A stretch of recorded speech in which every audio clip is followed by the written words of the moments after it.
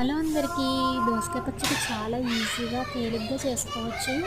ముందుగా దోసకాయని తడి లేకుండా ఇలా చిన్న ముక్కలుగా కట్ చేసుకొని పక్కన పెట్టుకోవాలి.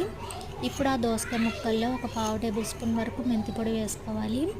మెంతులు వేయించి పొడి చేసుకోవచ్చు, లేకపోతే ఎండలో పెట్టైనా సరే పౌడర్ చేసి వేసుకోవచ్చు. అలాగే కారం కోసం మనకి 3 మ్యాంగో మిర్చి పౌడర్ యూస్ చేస్తున్నాను. ఇది కారం ఘాటుగా బాగుంటుంది. ఇన్స్టెంట్గా చేసుకునే పచ్చళ్ళకైనా దేనికైనా సరే కారం వాడతాను నేను. ఈ కారాన్ని నేను ఇక్కడ 3 టేబుల్ స్పూన్స్ వరకు యాడ్ చేశాను.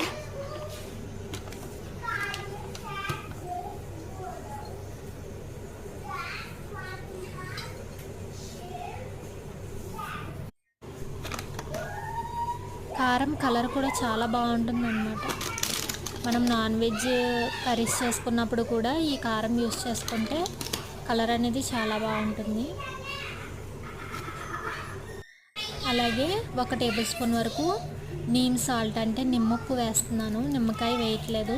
నిమ్మకాయకి బదులుగా నీమ్ సాల్ట్ కూడా మనం వాడుకోవచ్చు. అలాగే నీమ్ సాల్ట్ వేసాం కాబట్టి మనం ఉప్పు తక్కువ వేసుకోవాలన్నమాట. ఒక పావు టేబుల్ స్పూన్ వరకు వేసాను.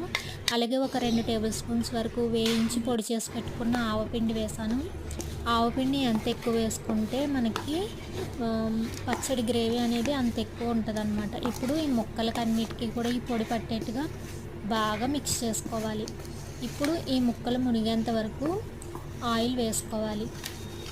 పల్లి నూనె వేసుకుంటే పచ్చళ్ళు టేస్ట్ అనేది బాగుంటుంది.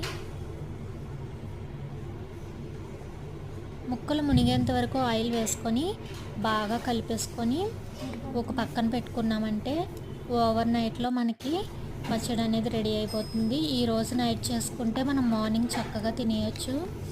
సో చూసారు కదండి, ఇన్స్టెంట్గా చేసుకునే దోసకాయ పచ్చడి. మరిన్ని ఇంట్రెస్టింగ్ రెసిపీస్ కోసం మా ఛానల్ని లైక్ చేసి షేర్ చేసి మీ వాల్యుబుల్ కమెంట్ సెక్షన్లో తెలియజేయండి.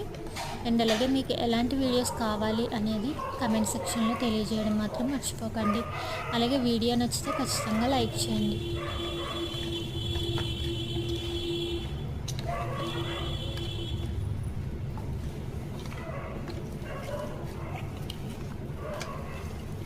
ఒక స్పూన్తో ముక్కలు తీసి పైకి చూపియండి.